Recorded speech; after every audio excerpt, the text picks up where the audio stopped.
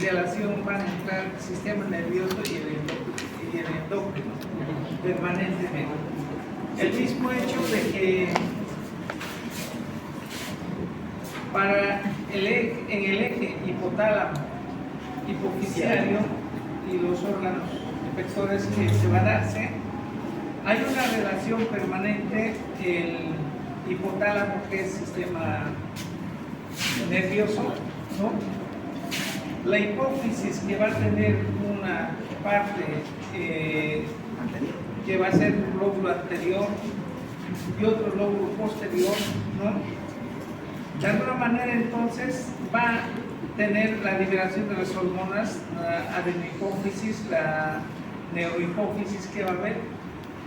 Liberar hormonas para hacer en las células efectoras, en las glándulas, donde van a actuar para que pueda producir las hormonas que corresponden. Cuando hay aumento o descenso de esto, entonces por retroalimentación va a hacer a que el hipotálamo estimule o inhiba, ¿no?, a la hipófisis a través de la producción en aumento o en disminución de las hormonas reguladoras que hay.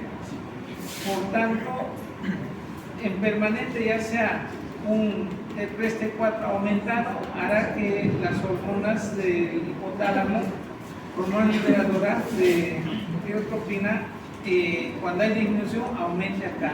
Cuando hay aumento mucho aquí, entonces en el hipotálamo disminuirá. De esa manera permanentemente se va regulándose.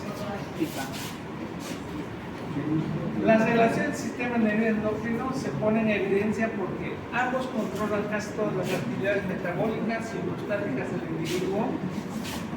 La mayoría de las secreciones endocrinas están controladas directo o indirectamente por el cerebro, y las células del sistema nervioso y de las glándulas endocrinas tienen atributos en común.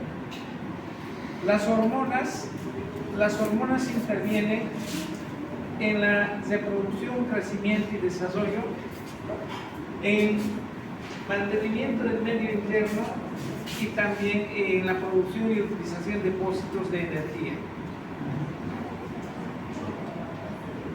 Las hormonas se van a dividirse en dos grupos, peptídicas y esteroideas. De esos grupos peptídicas hay hormonas de tamaño, de gran tamaño, intermedio, y otras que van a ser de pequeñas, de los cuales tenemos el tamaño de gran tamaño, las hormonas luteinizantes, intermedio la insulina, pequeños tiroides y aminoácidos son las catecolaminas. Y el otro grupo de células van a ser las células esteroideas, los gonadales y las esteroides adrenales. Dos grupos, peptídicas y esteroideas, tenemos entonces, y además para estas hormonas va a haber también, para que viajen en el plasma, sean transportados. Unos pueden viajar en forma libre, otras unidas a proteínas, a una albúmina, y esas proteínas van a ser conocidas como las globulinas transportadoras, dependiendo qué es lo que está transportando. Globulinas transportadoras de hormonas tiroideas, globulinas transportadoras de esteroides sexuales, globulina transportadora de corticoides, etc. Y así van nombrándose dependiendo qué es lo que van a transportar en el plasma. Ellos tienen sitios de unión restringida y con alta afinidad. Para ejercer acción, las hormonas, las peptídicas, ¿no?, se van a unir con el receptor de la membrana, y a partir de ahí, por endocitosis, van a entrar dentro de la célula, van al núcleo donde activa el mecanismo necesario para la expresión del efecto hormonal. Lo que son peptídicas. Mientras las otras, que son las hormonas esteroideas, la membrana lo van a poder penetrar con facilidad, ¿no?, hacia el citoplasma, y ahí es donde se unen con receptores citolíticos, y este complejo se liga a él y origina actividad de los genes. De esa manera, entonces, hay los dos grupos de las hormonas peptídicas y esteroideas. La unidad hipotálamo hipofisiaria. El hipotálamo es la porción del sistema nervioso comprendida entre el cerebro y el tronco cerebral. forman la pared anterior, ventral y lateral del tercer ventrículo. En el hipotálamo va a haber un grupo de células especializadas, ¿no?, del núcleo supraventricular y paraóptico, los cuales estas hormonas especializadas se van a encargar de producir, ¿no?, neuronas especializadas se encargan de producir hormonas, ya sea hormonas estimulantes para hipófisis anterior, hormonas liberadoras, ¿no?, para hipófisis anterior, y otras que van a ser las hormonas para la hipófisis posterior.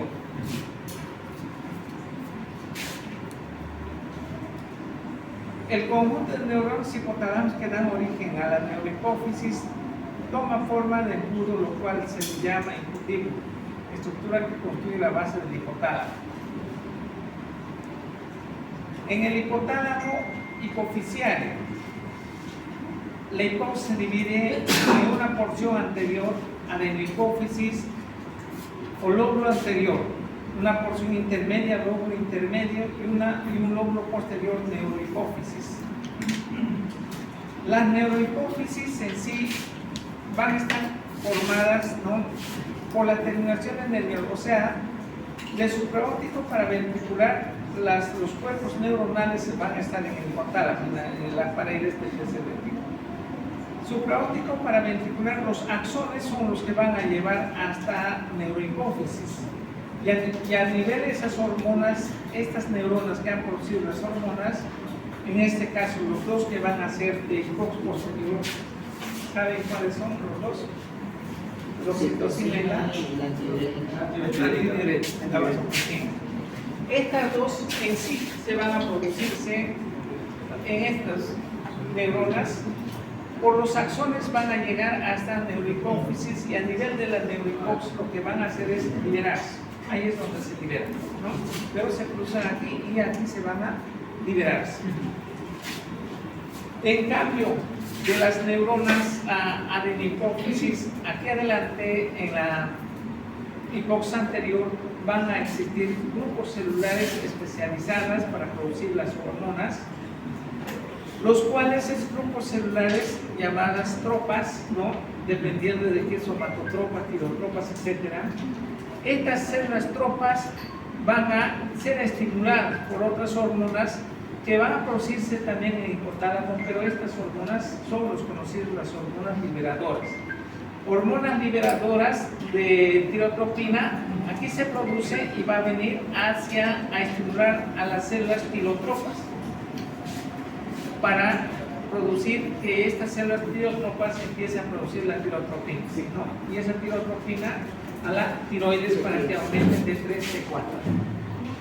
Y así sucesivamente los grupos celulares van a estar regulados, ¿no?, por esas hormonas en el hipotálamo que se van a producir. Su secreción principal está en la relación con la hormona antidiurética oxitocina. Aquí estamos hablando de la neurohipófisis, hipófisis posterior. La hipófisis posterior, entonces, antidiurética y la oxitocina. Esa antidiurética y la oxitocina se va a producirse en el hipotálamo. Sí. Por otra parte, en el hipotálamo también hemos dicho que las hormonas estimulantes o liberadoras para hipófisis anterior, que van a ser la hormona liberadora de tirotropina, hormona liberadora somatotropina, hormona liberadora gonadotropina, hormona liberadora corticotropina, ¿no?, somatostatina, dopamina, todas estas se van a producirse en el hipotálamo, ¿no? Esas hormonas liberadoras son los que van a estimular a lo que es la adenohipófisis, a las células tropas. Sin embargo, del hipotálamo mismo, ahí se está produciendo oxitocina, vasopresina, por los axones van a llegar a hipófisis posterior y hipófisis posterior. En este lugar se van a liberar esas dos hormonas, oxitocina y vasopresina.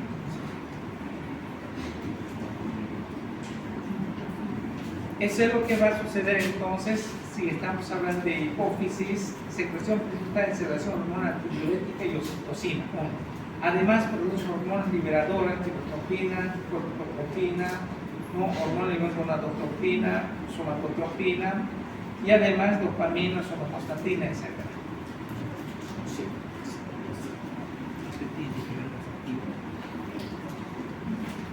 Lóbulo intermedio se origina en la bolsa del es vestigio en el ser humano, es el que en el adulto, ¿no? No parece tener mucha importancia, produce propio melanocortina, así estimula las células corticotrópicas de la adenocófisis. Decíamos que la hipófisis en un 80% va a estar representada por la adenocófisis. Y el sexto sería entonces, mayormente sería la neurohipófisis. En la adenocófisis, cada hormona adenoclinicaria es producida por un tipo particular de células conocidas. Estos son los 5 grupos celulares que existen en la adenocófisis. Todos tropas. Somatotropas, lactotropas, corticotropas, tirotropas, gonadotropas. Primero memorícense las tropas. Los 5 tropas. Ya está. Ya está.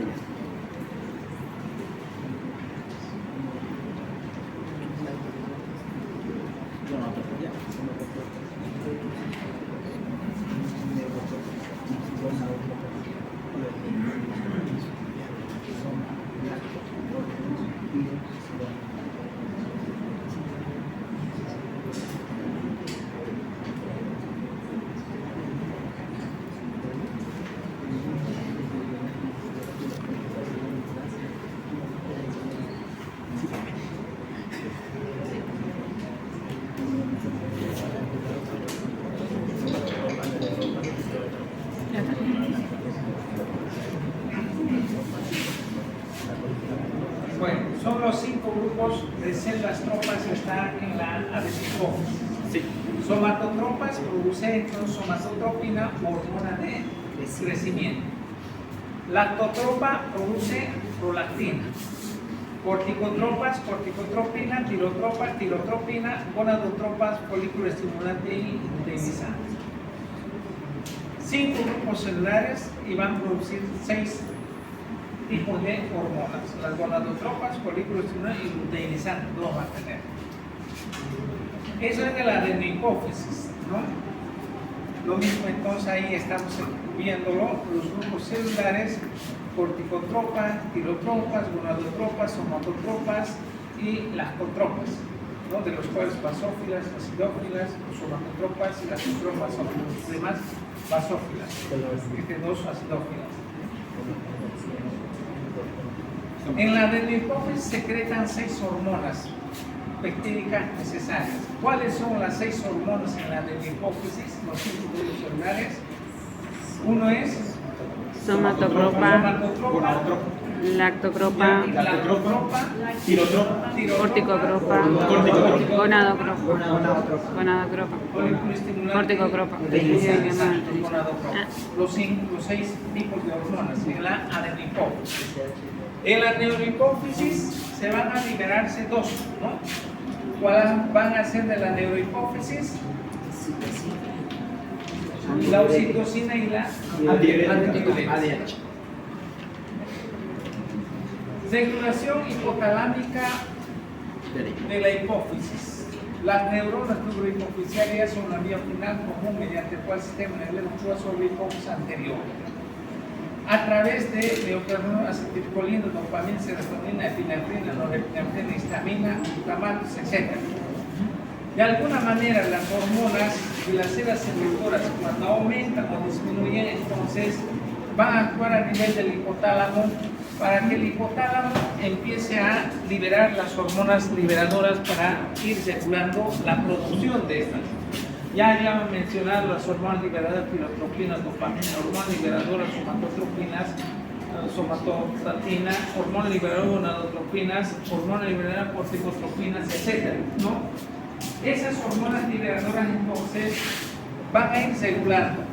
El ejemplo que hemos visto, hormona liberadora corticotropina, ejemplo pongamos, en la glándula suprarrenal la corticoides ha disminuido, está baja. Entonces la retroalimentación que hará al hipotálamo, que aumente o disminuya la hormona liberadora de corticotropina.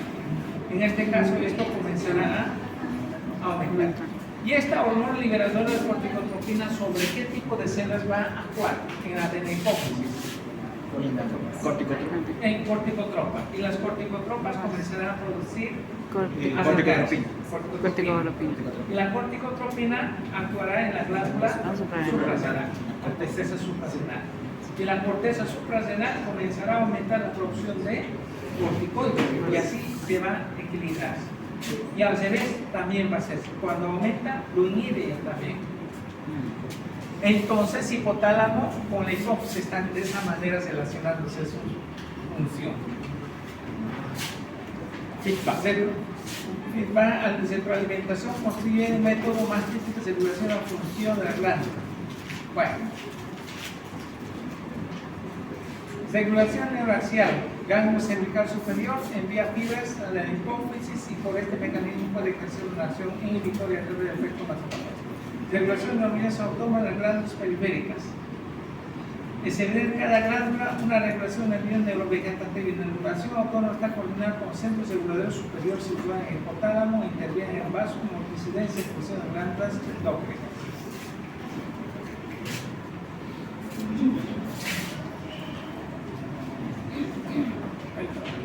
Ya terminó. ¿Corto?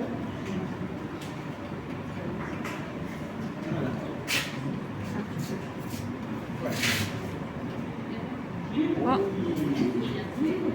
¿Qué pasó?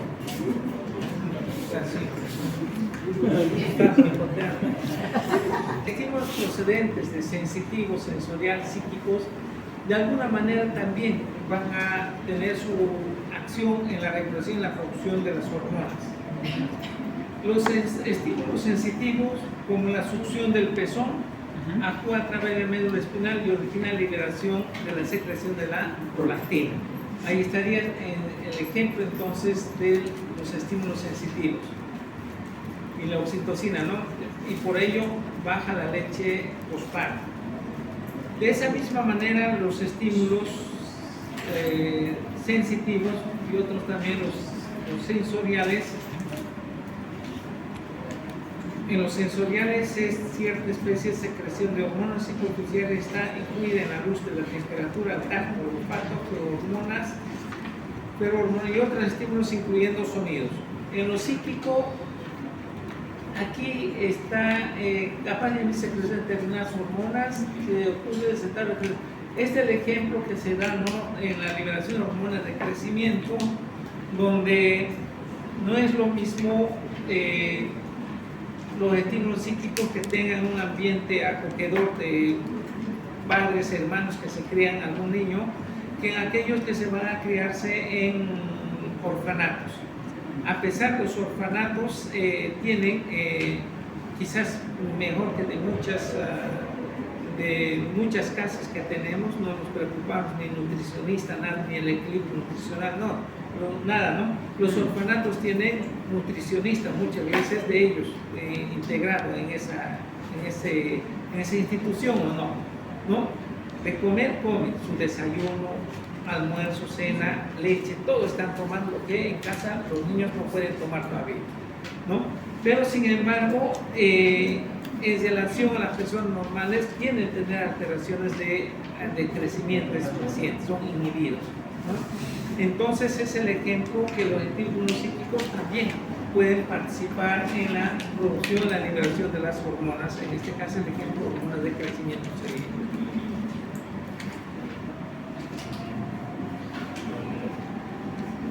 ¿Está fuerte el viento? Otra vez. Se viene el frío. No la ven bien, ¿no? Su brazo mañana, Ay, ¿por qué tanto? Sí. sí, entonces Mañana. Ay, ¿verdad? Mañana.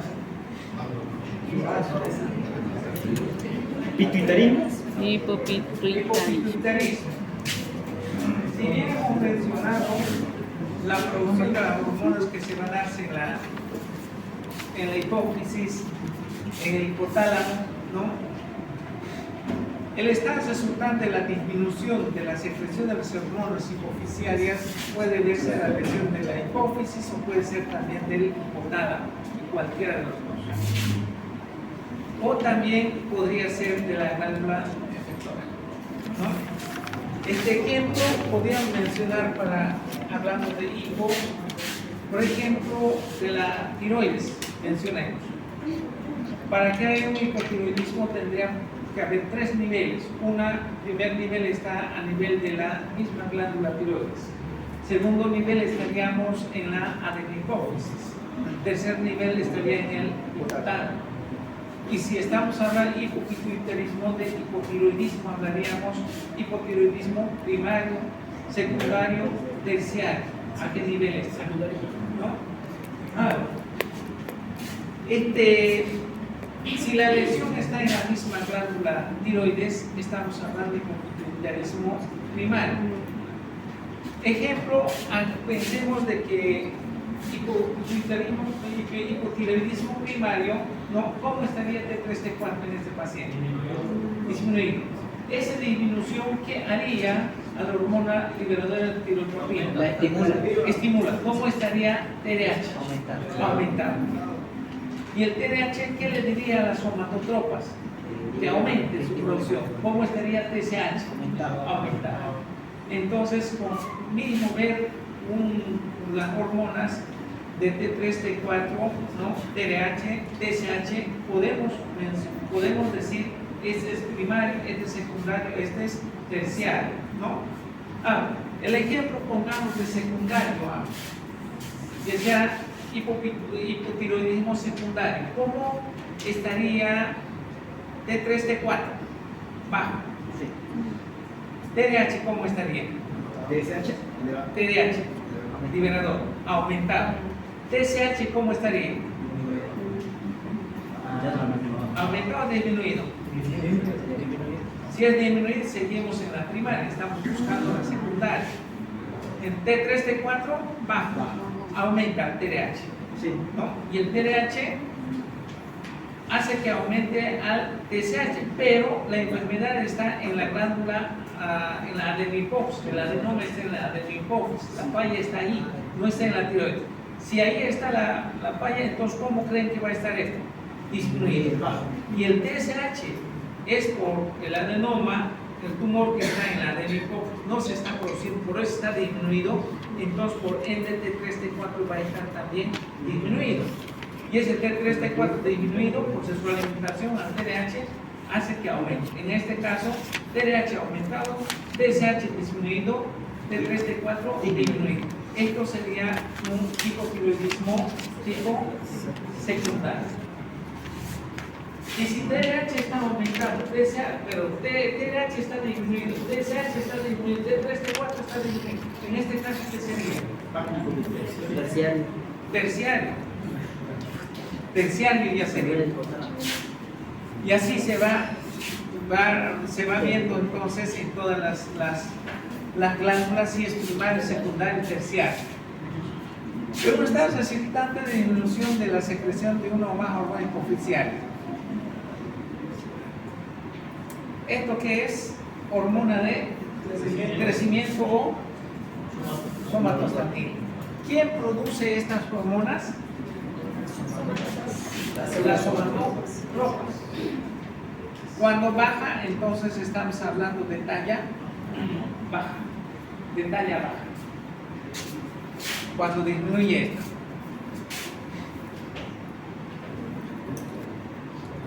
¿Esto qué es? Prolactina. ¿Dónde se produce la prolactina? En las lactotropas. Cuando baja, a galactasia puerperal. ¿Esto qué es? ACTH. ¿Dónde se produce? ¿En qué grupo de células? Corticotropas. Cuando baja esto, estamos hablando de hipocortisolismo. ¿Esto qué es? TSH. ¿Dónde se produce? En las tirotropas. Sí, la tirotropa. Cuando baja, estamos hablando de hipotiroidismo. Folículo estimular luteinizar lleva a hipogonadismo.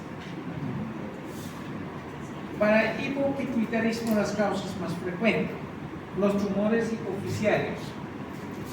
Los tumores hipoficiarios, ya que sean malignos, benignos, etc. Los adenomas, podemos hablar de microadenomas, macroadenomas, dependiendo del tamaño. ¿Cuánto es el tamaño del límite? 1 centímetro. Menos va a ser micro, adenomas más van a ser macroadenomas. Macroadenoma hipoficiaria cuando va a ser mayor a 1 centímetro. Y esto ya va a poder causar efecto. Y eso si es más grande, 4, 5, 6 efectos de masa va a producir en la silla turca, en la adenohipófisis. Craneofaringiomas, meningiomas, metástasis de otros SEAS. Todos estos serían entonces los tumores hipoficiales que podemos mencionar, tipo de tumores a los adenomas, craneofaringiomas, meningiomas o los metástasis de los SEAS. Iatrogénica, hipofisectomía sexual del tallo hipoficiaria, radiación interna o externa. Un adenoma que esté en la glándula hipoficiaria, en la adenohipófisis, entonces van a entrar a hacer la hipofisectomía, ¿no? Transesfenoidal, por los fosos nasales entrando, llegan hasta la adenohipófisis, ¿no? O las fosas nasales entrando hacia la adenohipófisis, llegando hasta la adenohipófisis. En ese trayecto pueden lesionar el otro grupo de las células tropas que puede haber. Entonces, en este caso estamos hablando de tipo iatrogénico. Autoinmunitario, anticuerpos citotóxicos contra la hipófisis. Ya me olvidé. Otros son vasculares. El más conocido de estos, ¿no? En ginecología, ¿no? ¿Qué es esto? Síndrome de Shigella, ¿no? Va a desencadenarse posterior a hemorragias postparto por pérdida abundante de sangre. ¿A qué va a llevar? A hipotensión. Si hay una hipotensión, la adenohipófisis, ¿cómo estaría irrigado? Hipoperfusión. Ese sería entonces la hipoperfusión lo que llevaría a este síndrome de Shigella en alteraciones vasculares. Por tanto, la producción de las hormonas va a estar alterada en esto. Infecciones, piógenas, tuberculosis, micosis sistémica, micosis sistémicas y sifilítica, granulomatosa, fluidosis y tiocitosis. Hay infiltrativos, hemacromatosis, ¿no? Por yeso, esto, traumáticas, TEC, heridas de bala, congénitas, hipoplasia adenohipofisiarias, idiopáticas, causas no conocidas. En el diagnóstico de hipopituitarismo se diagnostica por déficit de las hormonas estimulantes de las glándulas correspondientes. Déficit de las hormonas efectoras producidas por esa glándula y la resonancia magnética que permite descartar tumores o hipoplasia de las glándulas hipoficiarias. La prueba de la función de la hipoficiaria, la función de la hipófisis se valora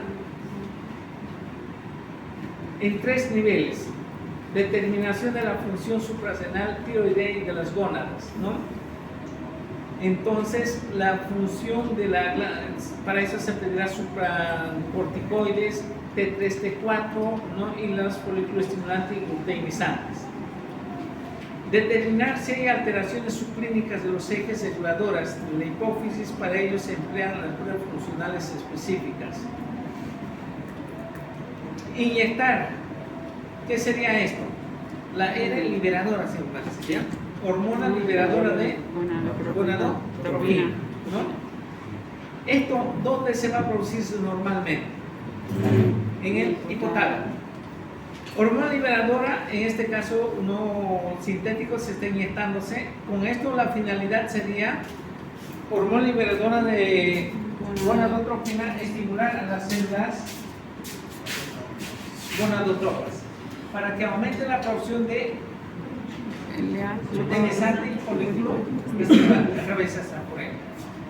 Inyección del TRH, hormona liberadora de tirotropina, estimula las tirotropas. Sí. ¿Qué aumenta esto? TSH y prolactina. hipoglicemia insulínica para valorar reservas de ACTH y la hormona de crecimiento.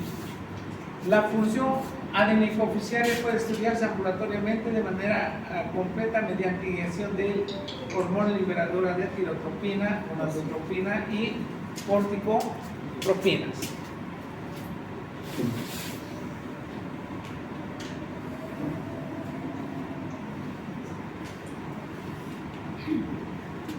Expansión hipotálamo hipoficiaria, diagnostomografía y la resonancia.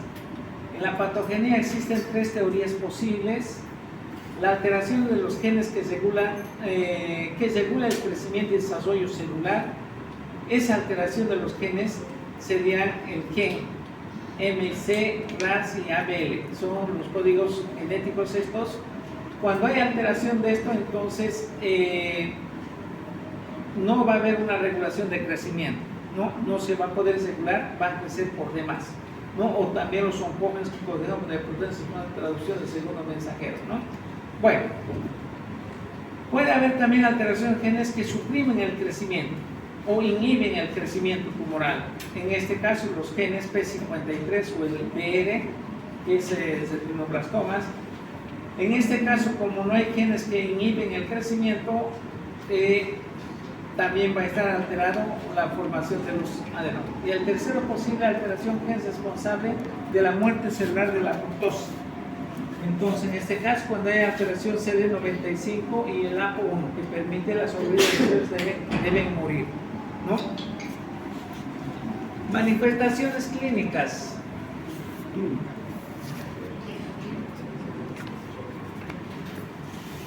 Mencionamos que habían los adenomas de acuerdo a su tamaño. Uno es microadenoma y otro es macroadenomas. Los microadenomas, menos de 1 centímetro, por lo general son asintomáticos. Los macroadenomas son mayor a 1 centímetro, son sintomáticos, llevarse manifestaciones de efecto de masa e hipersecreción endócrina que va a producir. Manifestaciones de efecto de masa cuando el tumor va creciendo mayor a 70. A veces los pacientes no se dan cuenta de las alteraciones hormonales, pero el tumor cuando va creciendo, el efecto de masa, ¿a qué puede afectar primero? A la silla pública está la glándula hipoficiaria. ¿Qué nervio puede afectarse en esta zona? Lo llama óptico, nervio, alteración visual, cuadrantopsia, etc. Todas esas va a comenzar a aparecer por efecto de masa, ¿no? Hay pacientes que por efecto de masa va creciendo eso, al comprimir entonces la alteración visual se le va a provocar. Si no pueden ver de cierta parte, al caminar se chocan, o sea, todo ese efecto de masa lo que va a provocar si aumenta. Las manifestaciones de acuerdo al efecto de masa tenemos los neurooftalmológicos. Produce disminución de agudeza visual, disminución del reflejo motor y atrofia del nervio óptico.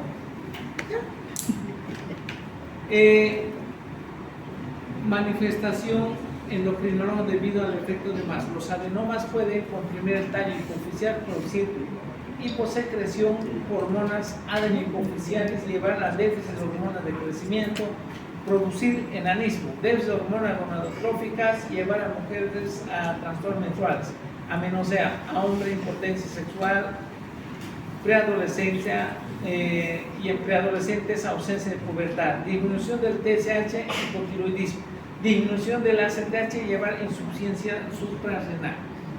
Entonces esa masa, ¿en qué lugar está creciendo y a quién está afectando? Las alteraciones que puede provocar entonces en hipotiroidismo. Mayor a 1 centímetro, efecto de masa. Destruye también.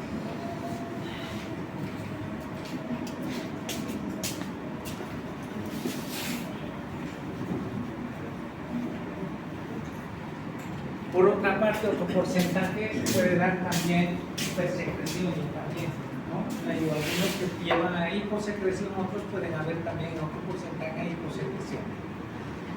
hipersecreción, ¿no? Hipersecreción de 40% hipersecreción prolactina, 15% hipersecreción hormona de crecimiento, 10% hipersecreción del ACTH y del TSH también hipersecreción, ¿no?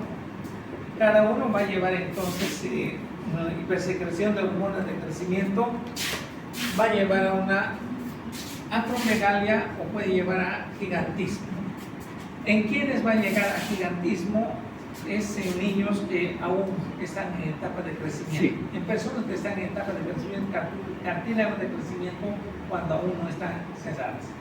Entonces, ahí va a ser el gigantismo. En personas adultas como yo, así viejitos, donde si hay un efecto de masa, un tumor, y está afectando, ¿no?, a la hiperproducción de hormonas de crecimiento, entonces ¿a qué va a llevar?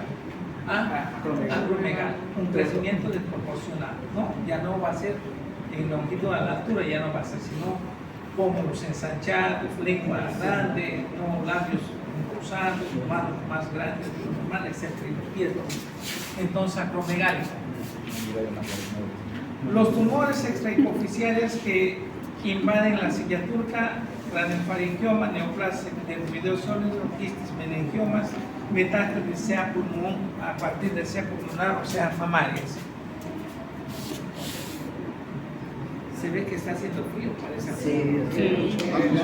Y vinieron sin chompa ustedes, ¿no? Sin chompa no venimos. La bata nomás.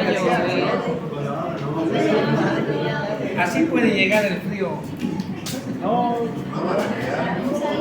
Una vez yo estaba durmiendo y en el alojamiento de un viejo hacía un calor, pero que me discutiera cómo era la una ventiladora de esas aspas parecía de avioneta, sí lo puse, chaqué que no estaba durmiendo ahí. Me dormí completamente, había cambiado, pero un surazo de la miércoles a mi como en cuestión de 3 horas de surazo cambió el tiempo. Está como en congelador, ya estaba ahí. Bueno, silla turca vacía es cuando el efecto del diafragma hipoficial le permite la entrada del líquido cefalorraquídeo a la silla turca, cuyos pulsos presionan y ensancha la silla turca, donde la cavidad queda más amplia en relación a la glándula hipoficial. Turca vacía. Sí, es turca vacía. Claro, ¿no? El tema de la glándula está en su tamaño, corresponde, pero el ensanchamiento va a ser por el líquido cefalorraquídeo. Hiperplasia hipoficial es déficit de glándulas efectoras. En hipotiroidismo primario del TST4 se hace que se estimule hipotálamo, lo cual estimula la hipófisis que aumenta de tamaño. Método de estudio de tumores hipoficiales. Hormonas hipoficiales se miden en condiciones basales después de estímulo de supresión. Entre los más usados, los 3, ¿no? Para estudiar hormona liberadora de pirotropina, hormona liberadora de gonadotropina y hormona liberadora de corticotropina. La prueba de supresión utilizando dexametasona para suprimir la producción del ACTH. Otro estudio de tomografía, resonancia magnética. Ya vamos a terminar aquí, ¿ya? Están todos pensando ahora todo. Ahora sí, pues. Me hizo frío ya. Chompa, ¿quién tiene? Tumores hipoficiarios no funcionales. 1/3 de los tumores hipoficiarios produce hipersecreción hormonal. No produce hipersecreción hormonal. A esto se llama no funcional, es mal nombre llamado porque este grupo se incluye tumores secretores de gonadotropina, tumores de escasa nula producción hormonal, adenomas silentes. Está frío,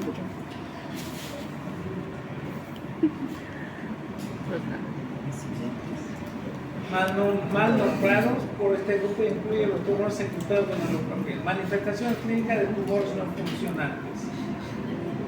La mayoría de estos tumores no funcionantes llegan a consulta por manifestaciones neurooftalmológicas. La expresión endocrinológica suele ser poco llamativo.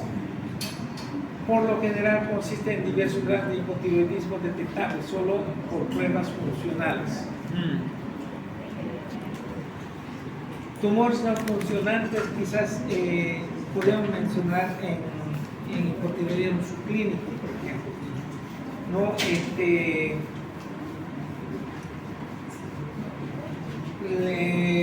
Muchas veces si pedimos hormonas de 3, de 4, a ver, si pedimos el 3, de 4 DSH, resulta que el 3, de 4 está normal y el DSH está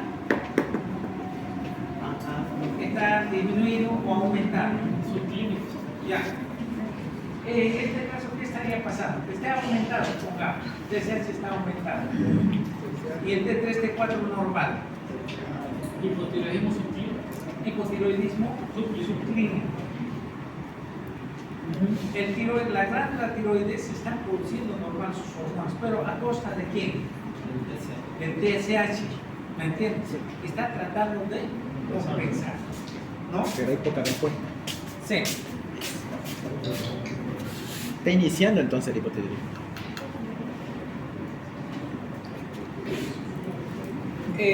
Cuando hay los tumores, los adenomas ya de mayor tamaño que están comprometiendo, la cirugía es transesferoidal en caso de manifestaciones neurooftalmológicas comprometidas. Vigilancia ambulatoria en caso de no presentar ninguna manifestación.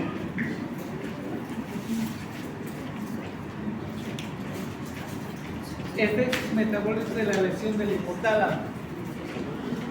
Cuando la lesión está ubicada en la región anterior o preótica del hipotálamo, eso va a llevar a lo que es la vasoconstricción, a taquicardia, hipertermia, ¿no?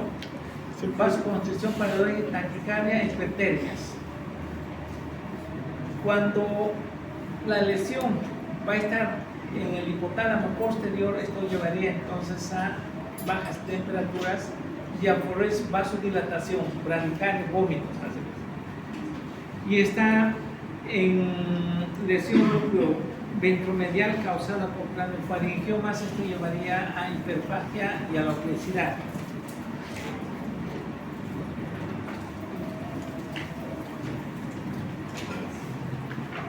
Al parecer esta región existe un centro de energía de Saciedad. que es la leptina. La insulina, los productos de propionoroportina y los péptidos gastrointestinales incluyen los receptores melanocortina. Alteración de los osmoreceptores situados en el núcleo preóptico generan polidixia y hipodixia. Las alteraciones hipotalámicas de crecimiento lento provocan somnolencia con alteración de los ciclos de sueño, así como la obesidad, hipotermia y exploraciones emocionales. En la hipófisis, las cadenas de la lesión ocupante de espacio de la psiquiátrica, en la hipófisis, hipogonadismo, hipotiroidismo, crecimiento insuficiente de hiposomatotropismo del adulto, hiposuprarrenalismo, tracto óptico, pérdida de percepción de ojo, hemiantrosis temporal, ceguera, efecto de campo y temporal, efecto. Este va a ser el efecto de masa. En el hipotálamo, ya mencionamos esto, el hipotálamo anterior, posterior, la media, alteración de regulación de la temperatura, trastorno apetito y la sed, obesidad, diabetes insípida, trastorno de sueño, alteración del conducto seno-cavernosa, oftalmoplegia, como tosis o diplopía. Bueno, aquí vamos a quedar entonces.